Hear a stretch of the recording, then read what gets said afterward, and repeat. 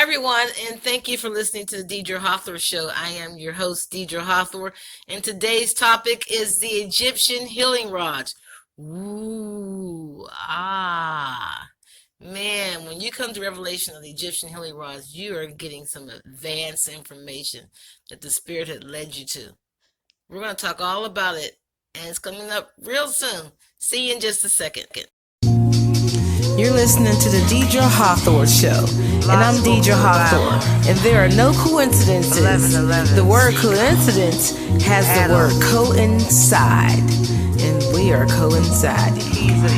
Stick around, there's a reason that you're here. Nothing happens by chance. Sacred geometry. This show is highly vibrational. It's about ascension, spirit guides, esoterical, sacred knowledge. You asked the question. Now, they first found the Egyptian healing rods in the pyramid in Giza in Egypt. They found a whole bunch of them. And there was a man his name was Count Stefan Colonna Waleski. And he was the world's authority on Egyptian healing rods. He's the one who discovered them. You know, there's nothing new among the sun, but that's how we brought it into the Western Hemisphere, the study of the Egyptian healing rods, or the wands of Horus. And I had a chance to touch them. She's going to show us how she does her healing work with the Egyptian healing rods. Aren't you excited?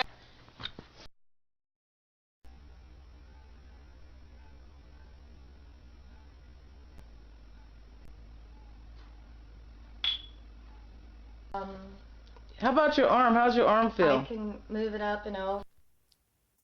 People all over the world have discovered these Egyptian healing rods and how they are really good for your health and for your spiritual well-being.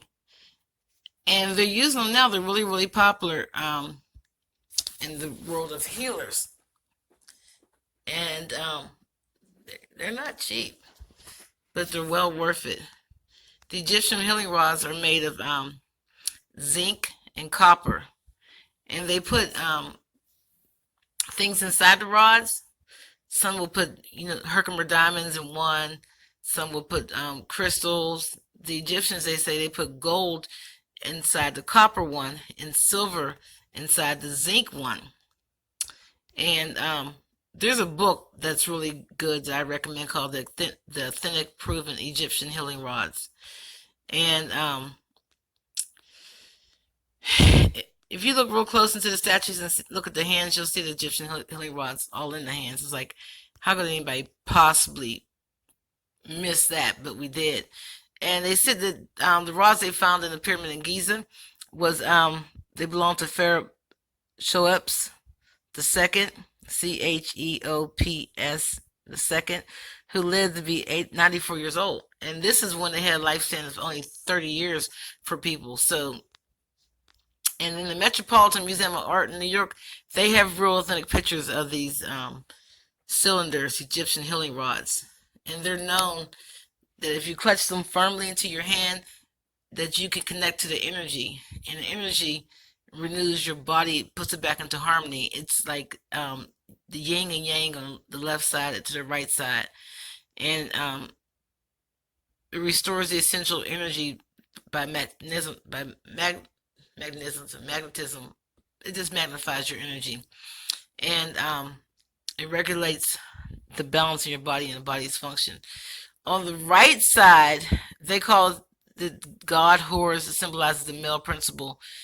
And on the left side, they call it the goddess Hathor, symbolizes female principle, the yin and the yang. And these rods are really, they have protective power. It's to give you an energetic shield. And there's a book by Dr.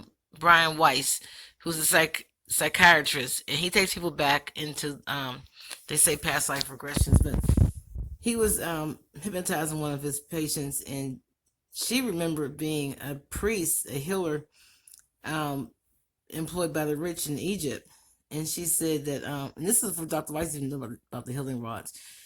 And he wrote about this with one of his patients. My healing methods involve the use of what we priests call energy rods.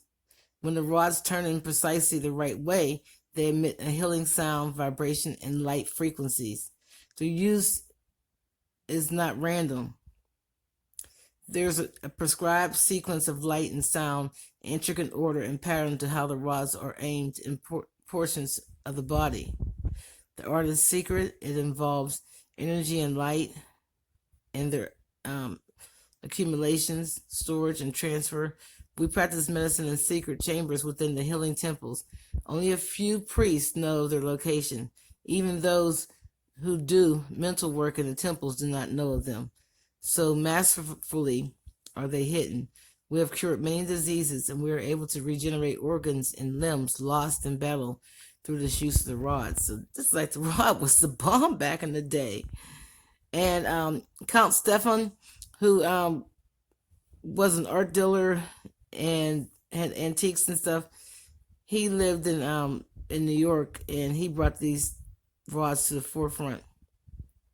There's ancient manuscripts describing the Egyptian healing rods, which he owned, and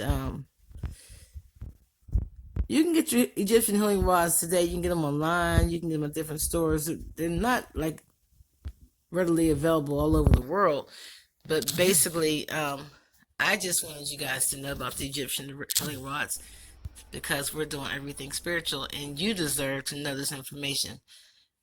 Thanks for listening, and don't forget to subscribe. I'm Deidre Hathor, and I love you, and there's nothing you can do about it.